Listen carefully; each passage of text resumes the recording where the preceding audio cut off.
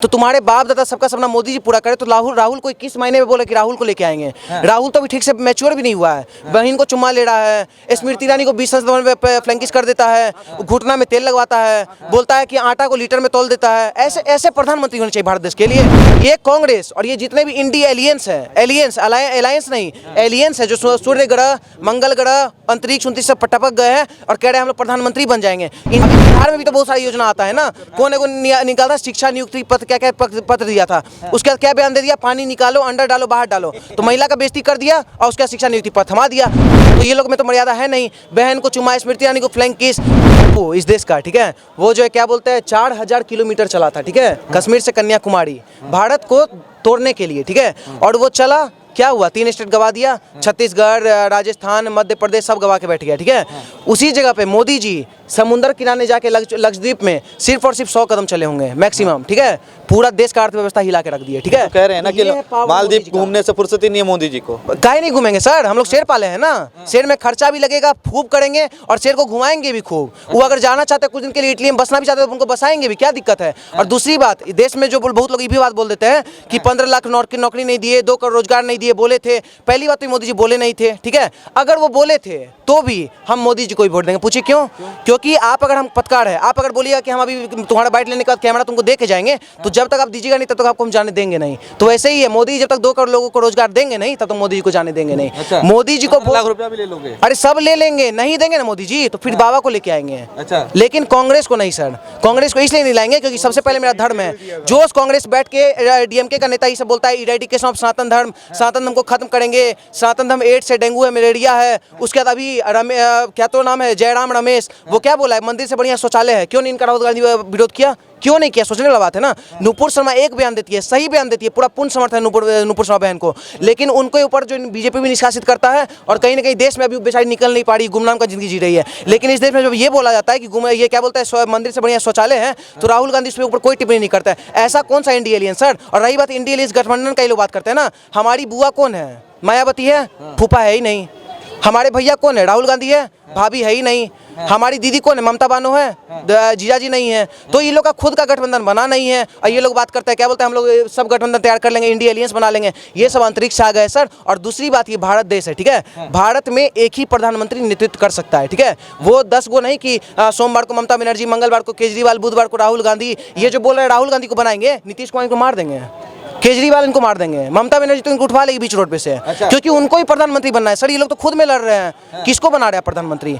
यहाँ तो राहुल गांधी का कोई जगह नहीं। और दूसरी बात, कांग्रेस अभी खुद नया एगो नमूना चुन लिया, मल्लिकार्जुन खड़गे, जो बोलता था कि क्या बोलता है, इरेडिकेशन ऑफ सनातन धर्म, उसका बेटा बोलता था, ठीक है, तो उसको चुन लिया है। मतलब कि कहीं ना कहीं जो एगो शायरी सुने है ना कि इस देश को कांग्रेस ने लूटा, बीजेपी में कहाँ दम था, अध्यक्ष भी उसे चुना जिसका दिमाग कम था। तो इस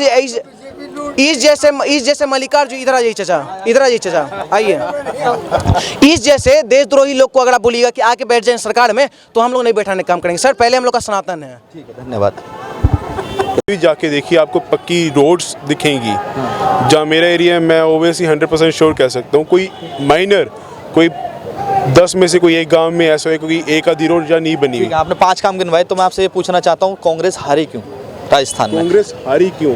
अच्छा काम किया, लोगों के लिए फोन भी दिए, महिलाओं के लिए फोन दिया, इंटरनेट दिया, रोड अच्छे करवाए, बिल्कुल अच्छे कराए, विकलांगों के लिए साइकिल दी, स्कूटी दी। तो हारे क्यों? हारने की वजह क्या रही? आप देखिए सर, राजस्थान का ये सिस्टम चलता रहा है कि 1 साल बीजेपी, 1 साल कांग्रेस, ठीक है।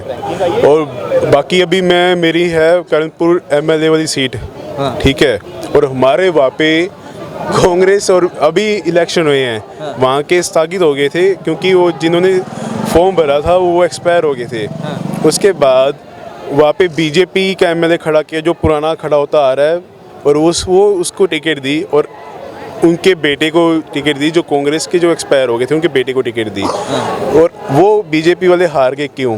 आप काम गिनवा दिए राजस्थान का। आप सुनिए, आप एक बात बताइए, आप जीवित रहिएगा तभी ना आप नौकरी ले पाइएगा, ठीक है। आपकी अगर मान लीजिए कोई बहन होगी, वो सुरक्षित होगी, ठीक है, तभी ना कुछ नौकरी ले पाएगी, या क्या बोले चिरंजीवी योजना ले पाएगी, या कितना कितना फोन ले पाएगी।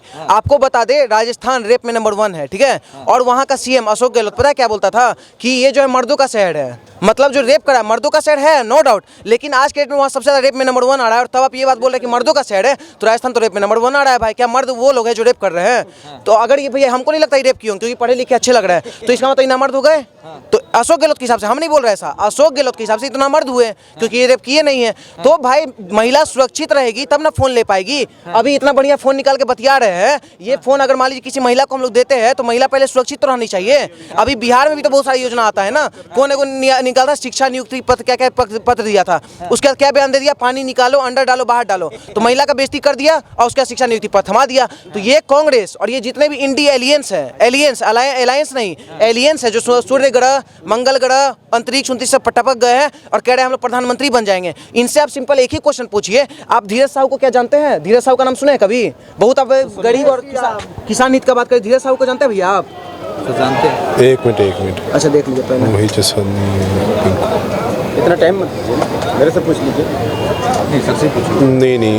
नहीं बहुत गरीब मजदूर का बात कर रहे थे तो और किसान का बात किए, तो हमको पूरा उम्मीद है भैया धीरज साहू को पक्का जानते होंगे और उसके बारे में पक्का कुछ 2 लाइन रखेंगे भी, पक्का आप बताइएगा। क्या धीरज साहू को जानते हैं सर आप? जी मेरे को उनके बारे में नॉलेज नहीं है। नॉलेज होना चाहिए सर, नॉलेज होना चाहिए, इस देश के हर एक युवा को होना चाहिए। मेरे को उसके बारे में नॉलेज नहीं है। धीरज साहू कौन है? हाँ धीरज साहू है, हाँ, लेकिन उनके बोलिए, इज्जत दीजिए थोड़ा। धीरज साहू पता है कौन है?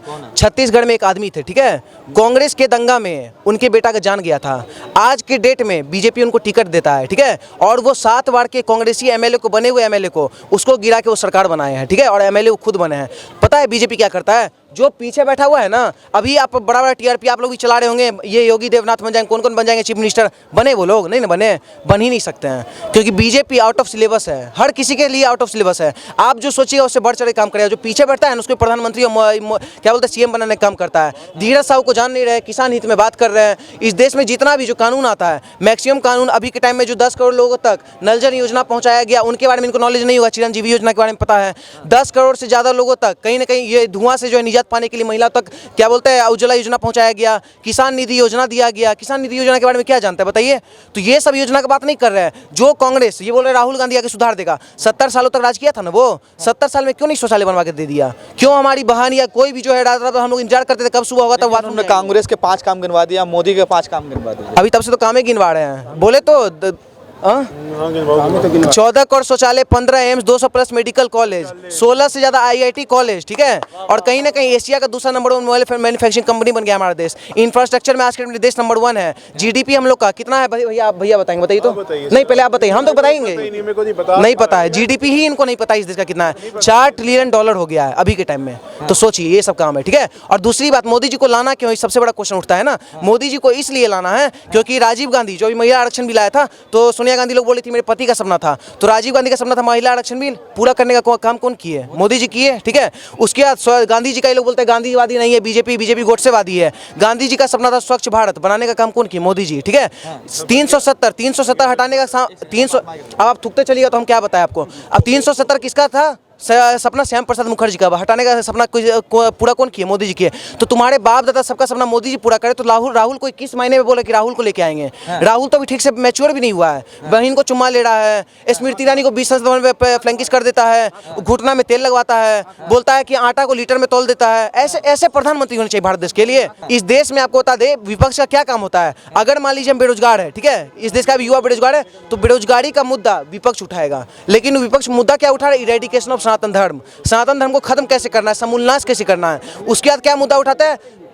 यहाँ पे ये लोग क्या बोलते थे मनमोहन सिंह कि इस देश का संसाधन पे सबसे पहला हक मुसलमानों का होगा। मोदी जी आए तो क्या बोले पता है? उसी का जस्ट रिप्लाई दिए थे, क्या बोले पता है? इस देश का संसाधन पे सबसे पहला हक गरीब का होगा, मजदूर का होगा और वंचित लोगों का होगा। ये है सर हमारे प्रधानमंत्री। और इस देश का विपक्ष यहीं पे हार जाता है, पता है कहाँ पे? जब मोदी जी ये बात कहते हैं कि भारत को विश्व गुरु बनाएंगे, तो विपक्ष को सवाल नहीं करना चाहिए या ये नहीं बोलना चाहिए सनातन को खत्म करेंगे। विपक्ष को ये पूछना चाहिए कि मोदी जी आप कैसे बनाइएगा, आइए हम आपका हेल्प करते हैं। अगर आप नहीं हेल्प कर सकते तो आप खुद जाइए जनता के बीच में, आप बोलिए कि अगर मोदी जी बोल रहे हैं कि हम $4 ट्रिलियन लाएंगे, तो आप बोल दीजिए कि हम $10 ट्रिलियन लाएंगे। अगर मोदी जी बोल रहे हैं हम 2 करोड़ लोगों को रोजगार देंगे, तो विपक्ष का काम है कि आके बोले हम 10 करोड़ लोगों को रोजगार देंगे। लेकिन विपक्ष कर क्या रहा है? ये तो सनातन धर्म को खत्म करने के लिए विपक्ष बना है, तो वैसे विपक्ष को हम लोग नहीं देखना चाहते हैं।